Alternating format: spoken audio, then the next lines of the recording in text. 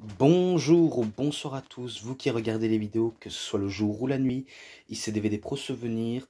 Aujourd'hui, je vais m'attaquer sur un target classique, cette fois-ci.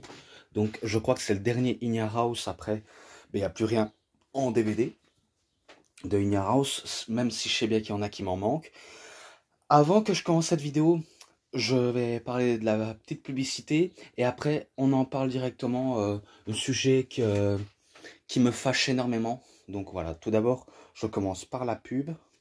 Donc, pour ceux qui habitent du région Charleroi, il y a un spectacle le 4 et le 5 juin, en Belgique bien sûr, du côté de Charleroi. Donc ouverture des portes à 19h30 et l'autre à 15h30, quoi. Donc voilà, je tenais à faire cette pub, si ça vous intéresse, enfin, s'il y en a. Parce que je sais bien qu'il y en a qui regardent mes vidéos, mais qu'ils disent pas, on va dire, de réponse. À mon avis, peut-être qu'ils ont, je sais pas, un petit peu pas confiance, qui sait. Donc voilà. Donc voilà, je fais cette petite publicité, si ça vous intéresse. Et maintenant, parler des choses qui me fâchent. Oui. Et après, je parlerai du target classique. Alors, tout d'abord, c'est cinéphile. Le matin, quand je me lève, bien sûr, j'étais en train de me réveiller. J'essayais de regarder Double or Nothing, qui a eu lieu hier soir. Donc, je voulais regarder tout le show jusqu'à ce que je reçois un message de cinéphile. Que tu reviens encore au sujet de The Rock, alors que j'ai déjà fait une review sur celui de Most Electrifying Man in Sport Entertainment, que j'ai parlé de son nom, enfin, le prénom de son père et le nom de famille de son grand-père, donc Rocky Maivia. Donc ça, je l'avais déjà dit au sujet de ça. Mais après, moi, étrangement, quand tu avais dit que, vu comment il était dans une mauvaise, on va dire, période d'un mauvais règne, tu disais que c'était soit The Rock ou alors les gens qui menaçaient The Rock, alors que les gens le détestaient. Alors, pour revenir là-dessus, déjà, oui, il était en mode Rocky Maivia, quelqu'un de très sympathique, gentil, même s'il n'y a aucun intérêt, et même que, on va dire, son règne en tant que champion intercontinental n'était pas, on va dire, une grosse montée en puissance, et que les gens chantent Rocky Sucks, donc Rocky craint ou Rocky est nul, et c'est vrai qu'ils ont déjà chanté Die Rocky Die, donc meurt Rocky meurt. Mais après, comme j'aimerais te dire, moi je disais en message manière sournois parce que je ne comprenais, on va dire, à moitié de ce que tu racontes. Je disais que déjà menacer les gens c'est un peu exagéré. C'est un petit peu exagéré comme ça. Mais après je me suis dit, quand les gens ont dit Die Rocky Die à The Rock, c'est pas pour raison que le Rock doit mourir, qu'il doit, on va dire, se suicider, qu'il doit se mettre la corde au cou et se pendre et crever. Non. Non, déjà, ça parle de son personnage. Ça parle de son personnage Rocky Maivia. Donc, voilà. Mais après, quand tu en parles à chaque fois, en 1999, quand The Rock a affronté l'Undertaker Big Show et que lui, il était aux côtés de Mankind, il s'appelait pas Rocky Maivia. Justement, il s'appelait pas Rocky Maivia.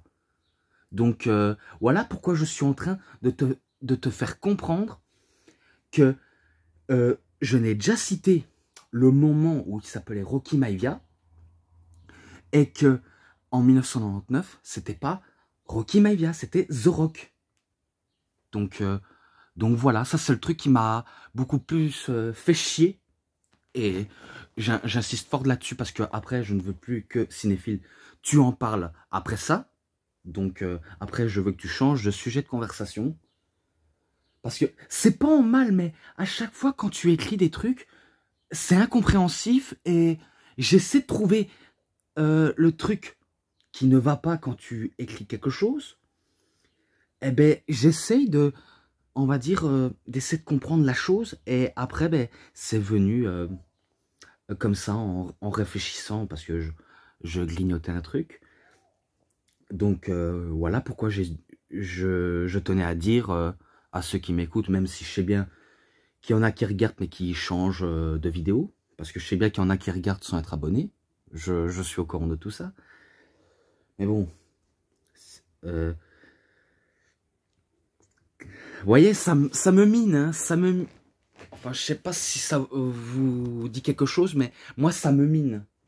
Car de cette période où le rock se faisait appeler Rocky Maivia, c'était en 1997, donc en 97, juste au début de 1998, donc 98, et que c'est en 1998 où il sera que The Rock.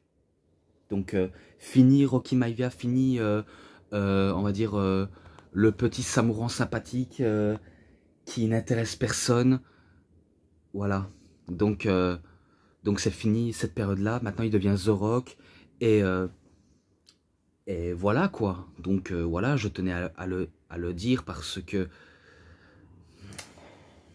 ce que disent des fois les gens en commentaire, ceux qui savent pas bien, on va dire, et écrire correctement, ou alors peut-être qu'ils utilisent un micro pour mieux parler, et du coup, ben, un coup, ça s'envoie. Parce que c'est vrai que ça m'arrive aussi. Ça m'arrive d'utiliser le micro et que des fois, ça s'écrit tout seul. Et ben, c'est vrai que des fois, ça a tendance à, on va dire, à s'écortiquer le message. Et après, bizarrement, ben, je m'en rappelais hier que Cinéphile avait mis un message. Et après, ça s'est supprimé. Donc, à mon avis, peut-être, tu sais bien que j'allais le lire et que tu sais bien que j'allais sûrement te reposer, enfin, essayer de corriger la chose.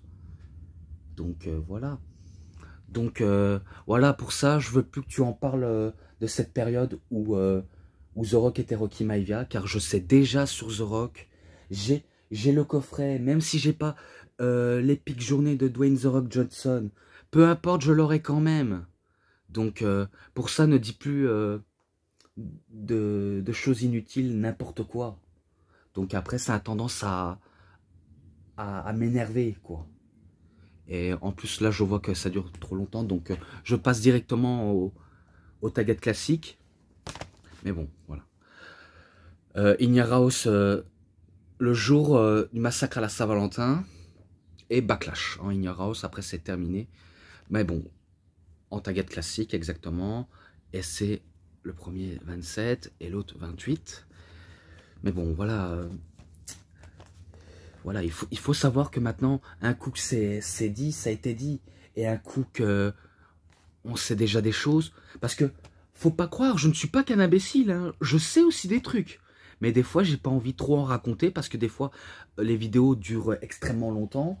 Et que je veux changer de sujet. Donc voilà, maintenant, j'espère que Cinéphile va un peu me laisser tranquille avec ça. Pas que je ne veux plus que tu me parles. Je veux plus que tu me parles du tout. Non, je veux juste que tu arrêtes de parler des choses que j'ai déjà dit auparavant, que j'ai sûrement déjà dit, et que voilà, le passé, c'est passé et que c'est terminé. Et que c'est terminé, tu changes de sujet de conversation. Mais après, je sais pas ce que tu as, mais je pense que tu veux trouver, on va dire, tu essaies de trouver une erreur chez moi pour essayer de, on va dire, de me miner un petit peu. Et par contre, si tu me fais ça, c'est raté. C'est raté, je le dis direct. Donc, voilà. Donc, je pense que je vais un peu me calmer là-dessus parce que je crois que j'ai déjà assez dit au sujet de ça. Parce qu'après, si je ne fais que parler de ça, voilà pourquoi mes vidéos vont durer trop longtemps. Donc, voilà la liste des matchs, les DVD, j'ai pas besoin de vous montrer. Vous les saviez déjà. Alors, tout d'abord, les matchs. Alors, là, le premier match que j'ai, il est pas dans... Il est pas... Je crois qu'il est pas marqué. Non, à mon avis, il n'est pas marqué. Mais c'est pas grave, je suis là pour en parler. The Too Much. Donc, Brian Christopher. Et que je ne savais pas au début, c'est que Too Much, c'était tout cool. Et que The Grandmaster Sexy était Brian Christopher. Donc ça, je ne le savais pas encore. Et Scotty 2 OT, c'était Scott Taylor. Et Et là, ils affrontent les Hardy Boys. Donc, Matt et Jeff Hardy, vous les saviez déjà. Alors, en plus, c'était un match par équipe simple. Eh ben, je m'attendais vraiment à mieux de ce match, même s'il n'est pas marqué. Je m'attendais vraiment à mieux, car je pensais que les Hardy allaient remporter contre Too Much. Eh ben, finalement, ils ont perdu face à Too Much. Et ça me laisse, on va dire, un peu sceptique, mais ça peut encore passer. Donc ce match-là, je lui mets un 3. Voilà. Ensuite, Viscera, qui était anciennement Mabel ou King Mabel. Plus tard, ben, Big Daddy V. Avec Medion. Contre Test, qui lui, il est accompagné par le Big Boss Man. En match par équipe, enfin, en match simple, en solo. Alors, ben, je me rappelais que le match n'était pas, on va dire, si top que ça. Je me rappelais qu'il n'était pas si top à ce point-là. Mais bon, j'ai voulu regarder pour voir s'il était du genre correct. Mais je crois que la plupart des shows n'ont pas tous, on va dire, été forts dans le correct. Car je crois que le main event, peut-être il y en a qui s'en rappellent, mais que certains ne s'en rappellent pas du tout. Donc, moi aussi, des fois, j'ai tendance à oublier des choses de ce qui se passe. Donc, voilà. Donc, je le dis direct, c'est Viscera qui bat Test. Donc, il bat Test. Ce match-là, j'ai pas non plus trouvé top. Donc, je l'ai déjà dit. Je lui mets un 2,90. Voilà. Ensuite, Billy Gunn, lui, il est accompagné par Triple H X-Pac. Contre Tiger Ali Singh. Donc il arrive tout seul, Tiger Ali Singh. Match simple encore. Ah mais non, attendez. C'est pas Viscera qui bat... enfin, Viscera bat Test par disqualification. Donc ça veut dire Test... enfin, Test se fait disqualifier. Et du coup, ben, c'est Viscera qui remporte le match. Donc ouais, j'ai un peu oublié ça, mais voilà, je me rattrape. Et pour Billy Gunn et Tiger Ali Singh, le finish, ça a fini en non-concours. Alors non-concours, ça veut dire match nul en gros, alors qu'il n'y a pas d'enjeu.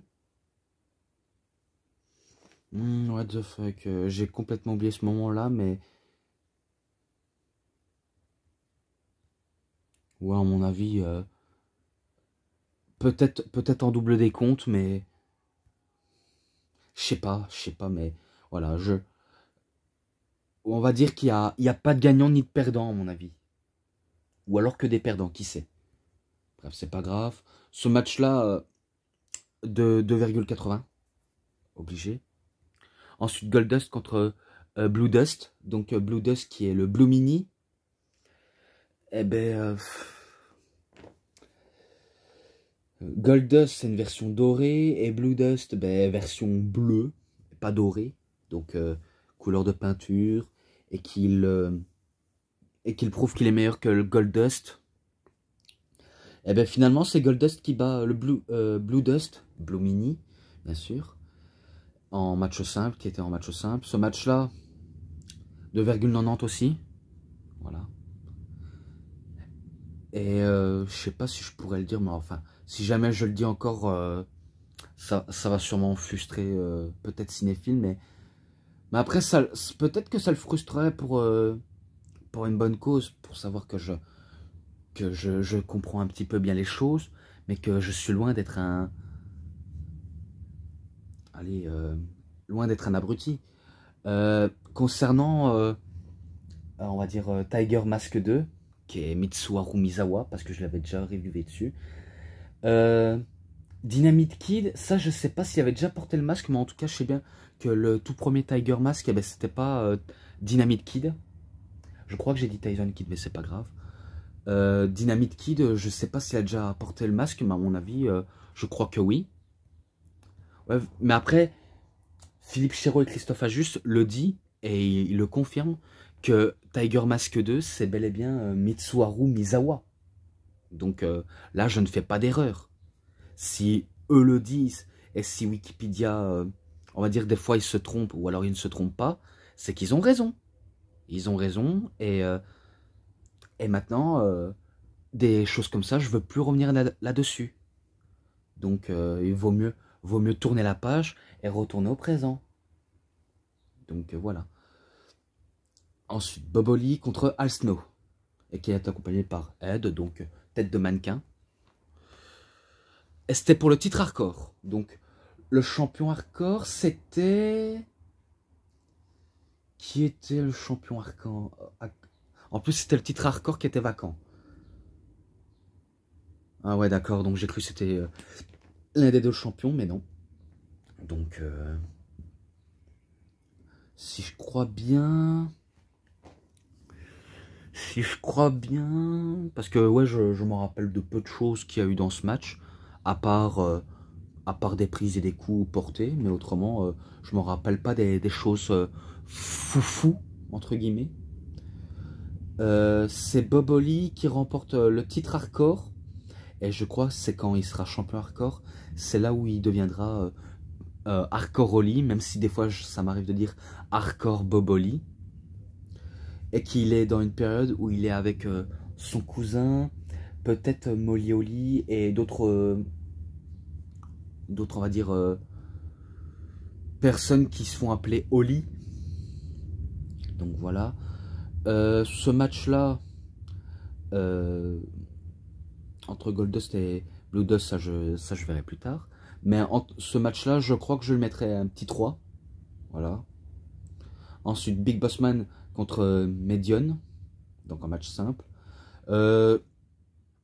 Pareil, un match que j'ai pas, on va dire, trouvé si fou que ça. Mais c'est Big Boss Man qui bat Medion. Et ce match-là, ben, 3 aussi. Voilà. Ensuite. Match pour les titres du monde par équipe. Jeff Jarrett et Owen Hart contre Mark Henry et D'Lo Brown. Donc il est marqué. Et ils étaient accompagnés par Debra. Et que Mark Henry et D'Lo Brown étaient accompagnés par Ivory. Donc à mon avis, un peu de féminité pour lancer une petite rivalité entre deux femmes, vu comment il y en a entre les 4 hommes. Si je me rappelle bien...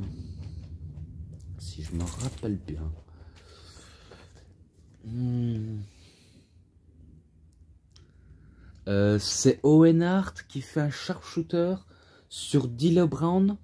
Donc il fait un sharpshooter. Et du coup, ben, Owen Hart et Jeff Jarrett remportent... Enfin, ils remportent le match alors que c'était eux les champions.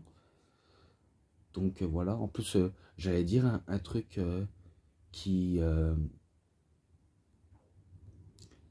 on va dire, qui me laisserait petite erreur par la suite, mais je crois que j'ai raison, c'était eux les champions à cette période-là. Mais bon, là, il est marqué, donc je fais pas d'erreur. Ensuite, Val Venis, accompagné par Ryan Shamrock, contre Ken Shamrock, qui était le champion intercontinental. Attendez, là je dois lire avec Billy Gunn comme... Ah ouais, Billy Gunn était en tant qu'arbitre spécial. Donc lui qui avait déjà combattu, eh ben, il renfile le maillot d'arbitre. Et d'ailleurs, Ryan Shamrock, je sais pas si c'est son fils ou son neveu. Ou qui c'est une parodie de Shamrock, qui sait. Mais ça, je ne pense pas du tout. Hein. Ça, je pense pas que c'est, on va dire, un neveu. Je pense pas qu'il fait partie, on va dire, un des membres de la famille de Shamrock, à part fils ou... Voilà. Que ce soit son enfant, ben, peu importe. Eh ben, de manière surprenante, ben, c'est... Après, j'essaie d'éviter de faire des erreurs, car c'est vrai que il faut savoir, un coup que j'ai commencé à visionner des choses, j'ai commencé d'abord par les taggets classiques, j'espère que vous allez peut-être bien comprendre, j'ai commencé par les taggets classiques, après, ben, on va dire, les pay-per-view qui étaient en anglais, et après, ben, j'ai commencé par regarder les coffrets en français.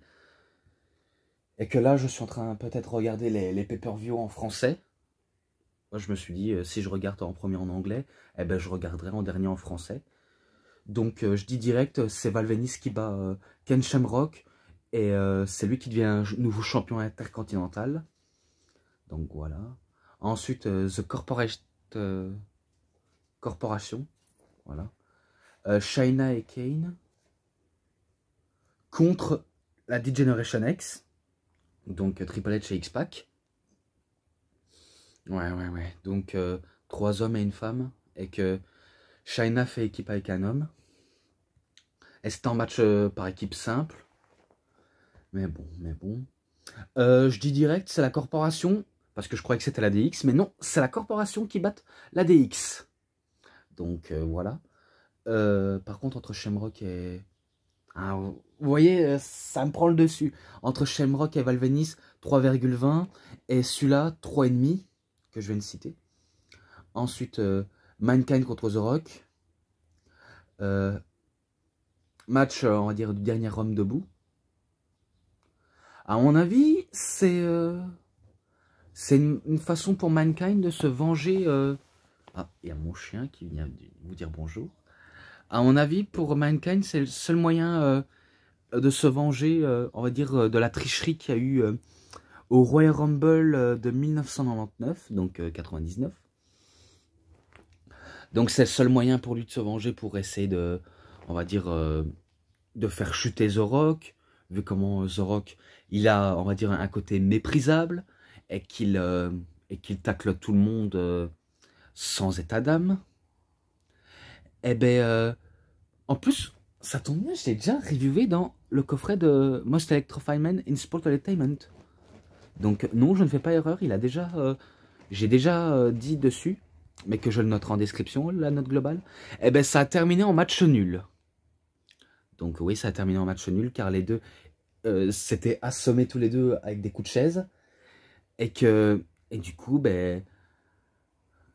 Mankind, il reste champion, parce qu'en plus c'était lui le champion. Et ensuite, le dernier, après je passe à l'autre, match en cage, donc Stone Cold Steve Austin contre Monsieur McMahon. Donc je me rappelle que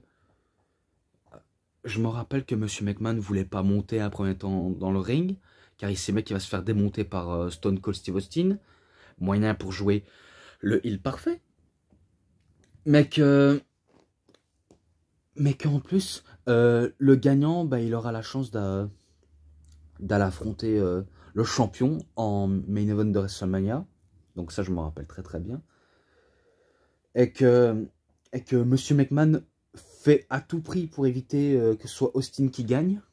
Et pourtant, je sais bien que Monsieur McMahon va passer à travers une table des commentateurs. Après, Stone Cold Steve Austin, il va s'amuser. Et il va le passer à tabac, il va le même faire saigner.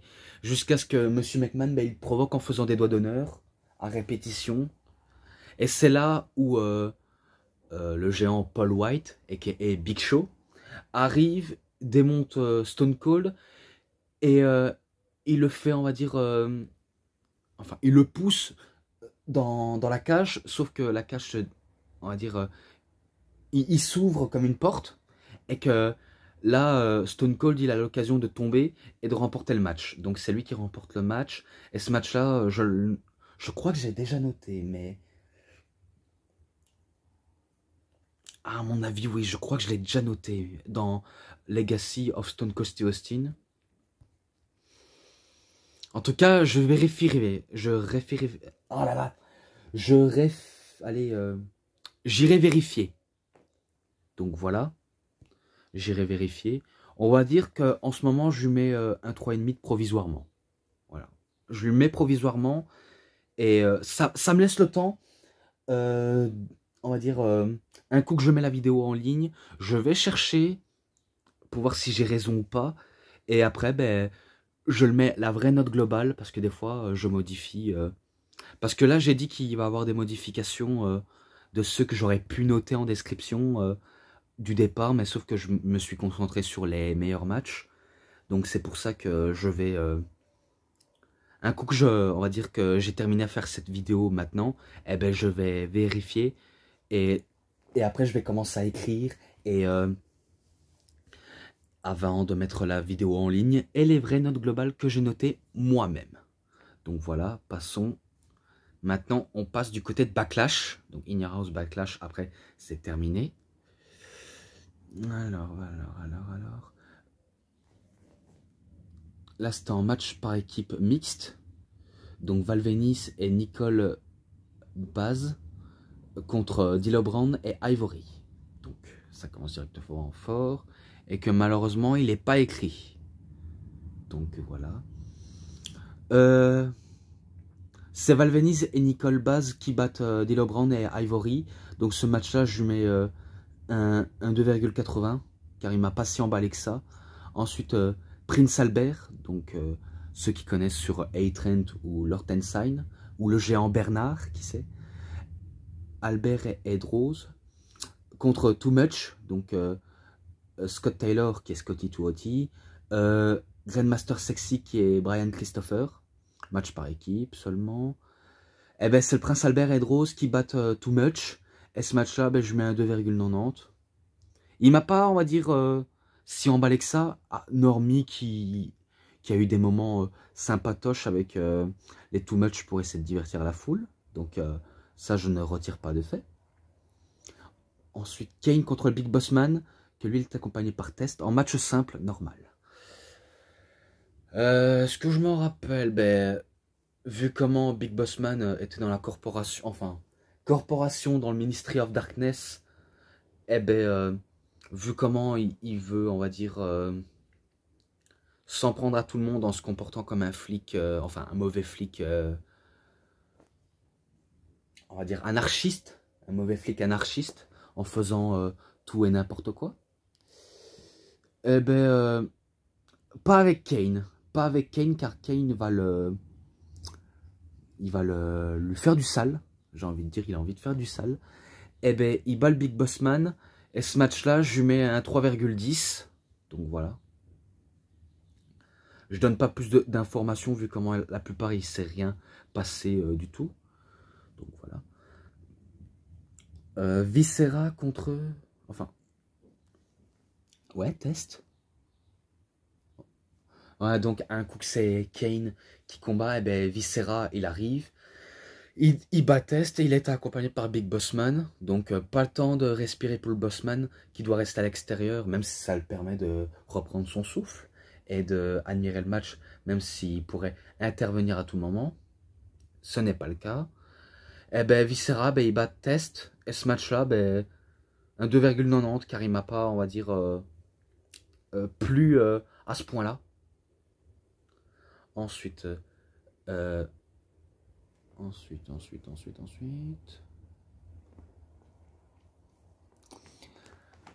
Medion. Enfin, Gangrel, Edge et Christian. Ça je sais pas s'il est marqué, mais j'irai voir. Ah ouais. The Ministry of Darkness, donc le ministère des ténèbres. Les acolytes que sont Bradshaw et Farrokh. Avec Medion. Ouais, avec Medion. Contre le Brood, donc Edge et Christian et Gangrel. Donc match à 6 par équipe. Et ben là, ce ne sera pas les vampires qui vont battre le ministère des ténèbres, car c'est le ministère des ténèbres qui bat The Brood. Donc voilà. Ce match-là, 3,20. Je mets à 3,20 car il était plutôt pas mal. Donc il n'est pas, on va dire, si dégueulasse que ça. Donc voilà, passons. Ensuite, pour le titre hardcore, Al Snow, accompagné par Head, contre Hardcore Holly. Donc maintenant, il s'appelle plus Bob Holly, mais Hardcore Holly. Ouais. Donc il a changé, on va dire, son nom Bob en Hardcore. Et bien là où ce nom était, on va dire, prévu pour, on va dire, être si violent à ce point-là, se faire perdre par Al Snow. Donc il perd par Al Snow. Et si je crois bien, il y a même un premier temps des catcheurs qui arrivent, qui font des roll-up et qui font tout et n'importe quoi, vu comment cette période du titre hardcore, tout le monde le voulait, tout le monde voulait se casser la gueule pour le titre. Donc voilà quoi. Ce match-là, je mets un 3. Je mets un 3. Ensuite, on va voir si j'ai raison. Le parrain, donc le Godfather, qui était le champion intercontinental contre Goldust. Et que lui, il est accompagné par Blue Mini. Donc, un coup, c'est Je t'aime moi non plus. Et là, on fait des petites associations et du management. Donc, voilà. Voilà. Je me rappelle de rien si normalement Goldust devait récupérer le titre qu'il a si bien convoité pour lui. Que le parrain ne laissera pas passer sa chance. Donc il ne laissera pas passer sa chance vu comment il reste champion en battant Goldust. Donc il bat Goldust et attendez. Ouais, donc je tousse un petit peu. Si j'aurais voulu, j'aurais bien voulu couper, mais voilà, je préfère un peu continuer vu comment maintenant on m'appelle plus à chaque minute. Donc voilà, c'est le parrain qui bat Goldust. Et ce match-là, ben, je mets un 3,20 aussi. Voilà. Ensuite, les New Age Outlaws, Road Dogg, Jesse James, Billy Gunn, contre Owen Hart et Jeff Jarrett. Accompagné par Deborah, bien sûr. Match par équipe pour déterminer le prétendant, enfin le challenger numéro 1 pour les titres du monde par équipe. Donc un coup qu'ils ont été champions, eh ben, ils veulent redevenir champions. Donc c'est le seul moyen de se mesurer face à, on va dire, à l'équipe du moment. À cette époque, hein, en 1999, hein, bien sûr. Et ben finalement, ben, ce ne sera pas Owen et Jarrett qui battent les New Age Outlaws, car c'est les New Age Outlaws qui battent Owen Hart et Jeff Jarrett. Donc voilà. Ce match-là, je lui mets un 3,5. Donc voilà. Ensuite, Mankind contre le Big Show dans un match Boiler Room Brawl, donc bagarre dans la chaufferie. Donc dans la chaufferie. Un peu comme il avait fait avec l'Undertaker, Mankind. Donc un peu comme il avait fait, donc ça commence à se battre, ça a utilisé des objets à portée de main, donc ça continue, ça s'enchaîne à se lancer des coups, et je crois que le Big Show fait passer Mankind à travers les vitres, enfin il commence à passer à travers une vitre, vu comment après la bagarre de la chaufferie, ben, ça se bat dans les vestiaires, donc ça se bat n'importe où et n'importe quand. Ça devient n'importe quoi. Ça devient n'importe quoi, mais fun. Donc, comme dirait l'autre, hein, bien sûr. Hein. Là où je pensais que le Big Show pouvait battre Mick Foley, qui est fort évident, mais très très fort évident. Et ben finalement, ben, c'est Mankind qui bat Big Show. Donc, à savoir comment. Donc voilà, il bat Big Show. Et ce match-là, pareil, un 3,5. Donc voilà. Ensuite. Triple H contre X-Pac. Et que Triple H est accompagné par Chyna et X-Pac par personne. Match simple, bien sûr. On va dire, X-Pac, je pense qu'il n'est plus membre de DX. Enfin, ou peut-être Triple H, qui sait, mais à mon avis, c'est lui qui en charge du leadership de DX, Triple H, ne veulent rien savoir de X-Pac, donc prouvant que c'est Triple H qui est meilleur que X-Pac en tant que leader et qu'il a toujours été. Et ben c'est là où Triple H, parce que pour moi, il n'y a aucune surprise, hein. Triple H bat X-Pac, avec son pedigree, bien sûr, et ce match-là, je lui mets... allez, je vais avancer un 3,40. Voilà. Je suis gentil, hein, je suis encore bien gentil. Donc, maintenant, il en reste plus que 2 après c'est terminé. L'Undertaker accompagné par Paul Bearer contre Ken Shamrock. Match très bon. Aussi, c'est un match très très bon. Malgré que Shamrock son inexpérience dans le catch aura peut-être donné raison, mais que ça va, il se bat quand même bien, Ken Shamrock. Malgré que ce n'est pas, on va dire un catcheur qui ne, allez, qui n'en paraissent pas moins, mais au moins en tant que combattant d'MMA, c'est vrai que franchir dans le cadre du divertissement dans le catch, ça fonctionne. Donc après, je me demande comment Shamrock n'a jamais été champion à la WWE. Peut-être qu'il y avait manque de confiance à cette époque avec lui pour lui mettre le titre autour des reins et qu'il pourrait affronter des grands champions. Donc c'est là où je me suis dit, ils auraient bien pu tenter, malheureusement. Eh ben non, mais voilà, voilà. Lui qui vient on va dire, d'une autre discipline, donc le MMA, et qu'on l'a surnommé l'homme le plus dangereux de la planète. Bien avant Fedor Emelianenko. Hein. Donc pour moi, le premier c'était Ken Shamrock, et après ben, Fedor Emelianenko. Donc on va dire, je vais vous dire, moi les combattants de MMA, ceux qui savent cogner comme des vrais bourrins et qui sont sans pitié, que ce soit en dehors ou sous le ring, ou dans l'octogone, pour moi ce sont tous des dangereux, mais c'est vrai qu'il y en a certains qui sont les plus dangereux, sont forcément les plus prometteurs. Hein. Donc voilà quoi. Et bien là où je pensais que Shamrock pouvait, on va dire, l'occasion de battre l'Undertaker, et bien c'est Undertaker qui bat Ken Shamrock avec un Tombstone Piledriver. Donc ça je me rappelle très très bien que ce match était correct selon moi, et que ce match-là, j'avance plus haut, je lui mets un 3,50, car j'ai pas été déçu, en tout cas. Ensuite, le dernier, ben, je crois que je vais le noter un peu plus haut, donc voilà quoi. Stone Cold Steve Austin contre The Rock. Ah ben non, j'ai pas besoin de le noter. Troublé. Troublé, mes amis, hein, troublé. Car je l'avais déjà noté dans Legacy of Stone Cold. Un match no holds bar match pour le championnat WWE. Et qui avait deux titres. Il y en avait un qui s'appelait, on va dire, le titre Smoking School. Donc le titre WWE qui se transforme en Smoking School. Et que McMahon va le confisquer en disant que c'est sa ceinture. Et pas celui de Stone Cold.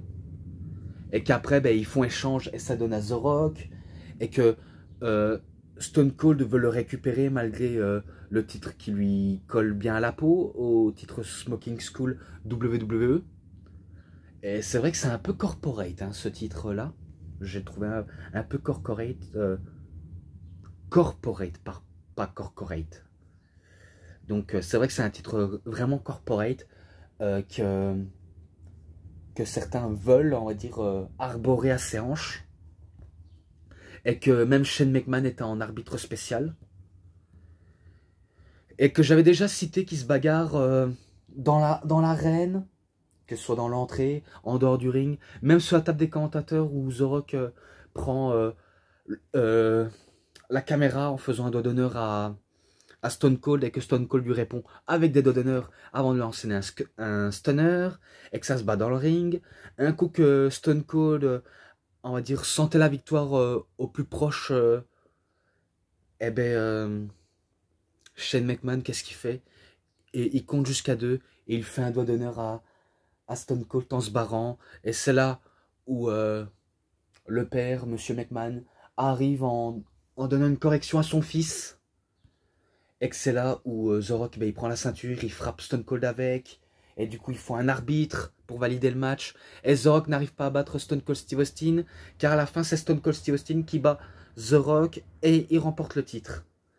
Enfin, il est toujours champion, mais on lui a pris sa ceinture. On lui a pris sa ceinture car c'est la corporation qui pour moi est corrompue. Parce que c'est vrai que Monsieur McMahon et Shane McMahon, même Stephanie, même si à cette époque elle n'était pas encore corrompue, eh ben ils sont corrompus. Donc, mais après ça incarnait bien l'attitude des rats. Donc voilà. Ce match-là, je le noterai en description. Et par contre, voilà, j'ai terminé avec cette review. Match à ensemble, 3,60 comme les autres. Un peu comme les autres. Donc j'ai terminé avec cette review, j'espère que vous avez bien aimé. Malgré la petite coup de gueule que j'ai un petit peu poussé vis-à-vis à certaines choses qui me fâchent, Mais bon, voilà, j'ai pas envie, on va dire, de remettre ça sur le tapis. Mais bon, vous avez compris. Et même pour la pub, j'espère que vous avez bien vu. Enfin, en tout cas, je l'espère que vous avez bien vu, même si je suis sûr qu'il y en a qui vont peut-être pas réagir.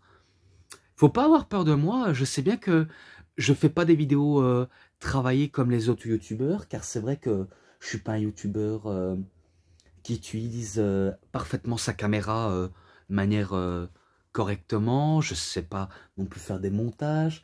Des vidéos en description, il faut d'abord que j'apprenne. Ouais, parce que c'est la seule chose que j'ai jamais réussi au début. Donc il faut... C'est vrai qu'à chaque fois quand je promets,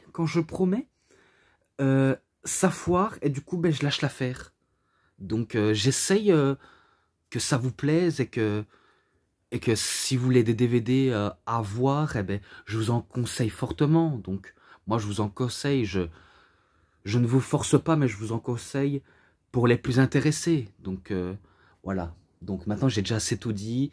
En tout cas, si vous avez aimé cette vidéo, vous savez ce qu'il vous reste à faire. Likez la vidéo, commentez, partagez, abonnez-vous à ma chaîne, cliquez sur la petite cloche pour avoir plus de notifications des prochaines vidéos. Et moi je vous dis bonne journée, bonne soirée à tous. Au revoir tout le monde pour une prochaine vidéo.